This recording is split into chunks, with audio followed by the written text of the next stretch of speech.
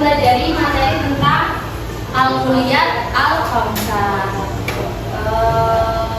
Kamu Al-Kulliyat Al-Khamsah itu apa? Ya, kamu Al-Kulliyat Al-Khamsah?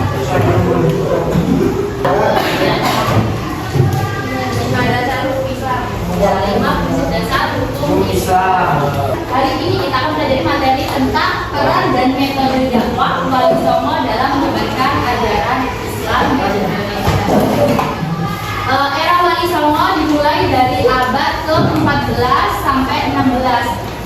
Era Wali Songo ini menandai peralihan budaya Nusantara dari Hindu Buddha menuju budaya Islam. Jadi sebelum datangnya Wali Songo, agama di Nusantara Indonesia pada saat itu masih dengan sebutan Nusantara itu masih memegang atau mempercayai kepercayaan Hindu dan Buddha, karena pada saat itu masih banyak kerajaan-kerajaan besar Hindu dan Buddha.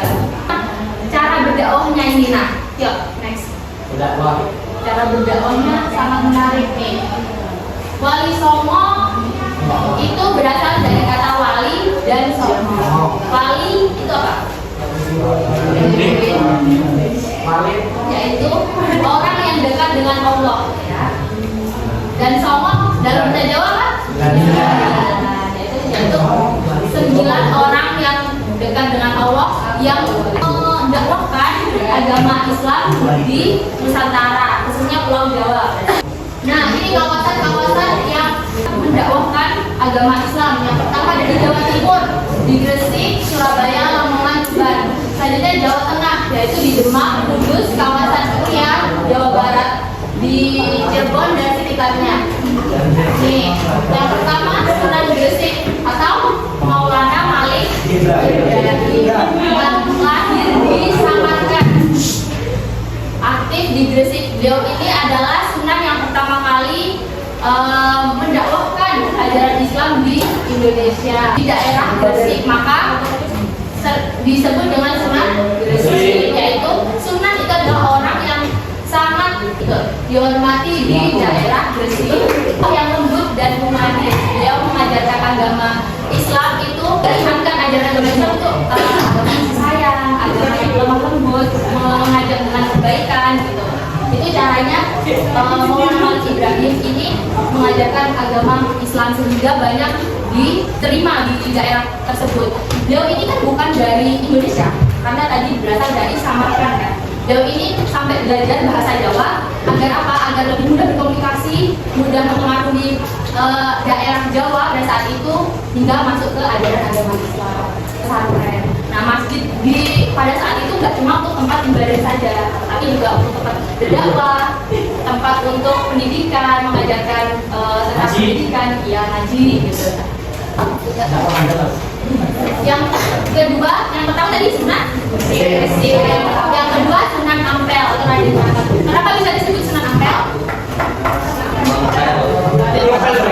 Beliau ini memiliki murid yang terkenal yang nantinya menjadi sunan. Namanya siapa?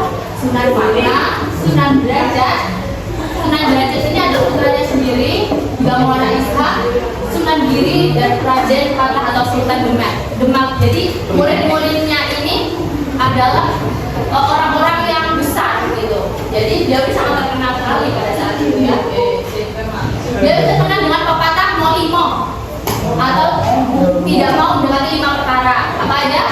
Coba dibaca. Mau main, beliau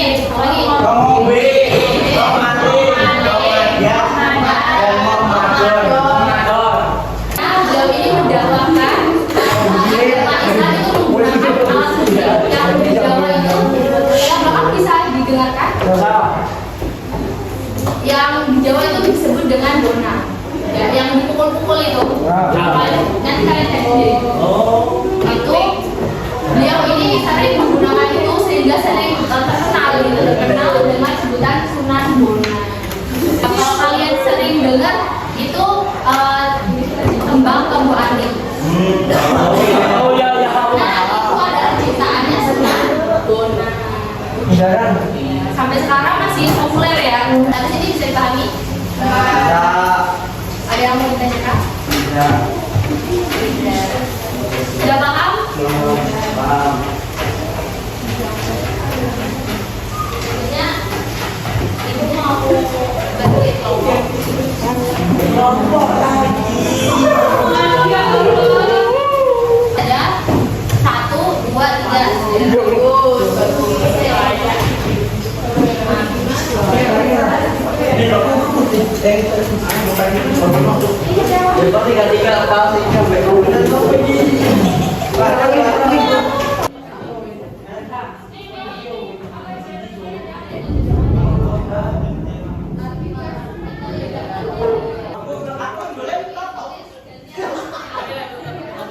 Assalamualaikum warahmatullahi wabarakatuh.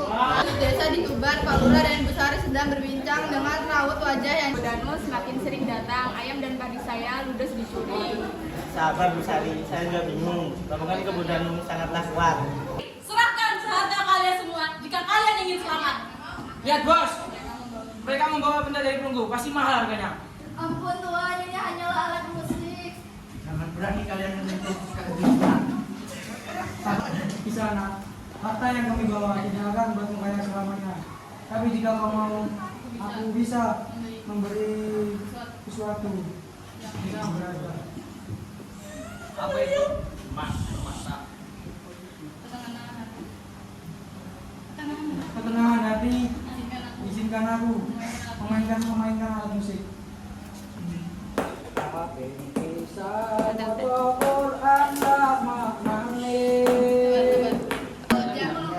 Kelaan turun. Bawa berdanut tampak bertunduk mata berkaca-kaca.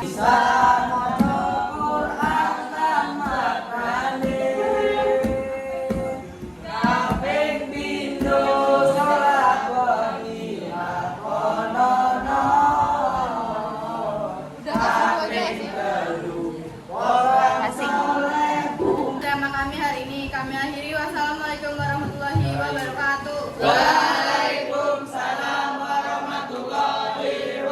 Tadi materi tentang Wali Songo.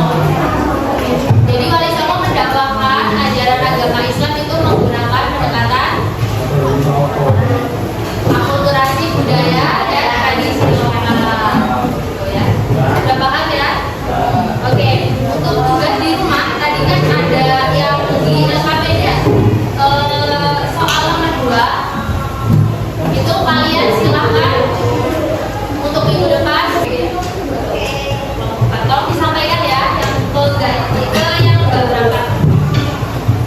Mungkin itu saja materi kita pada hari ini. Ketua kelasnya silakan dipimpin.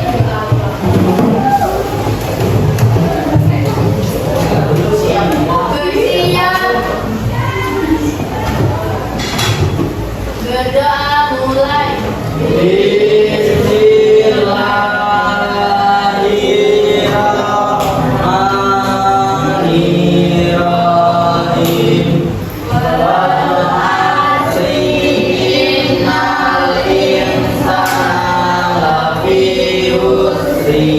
Illa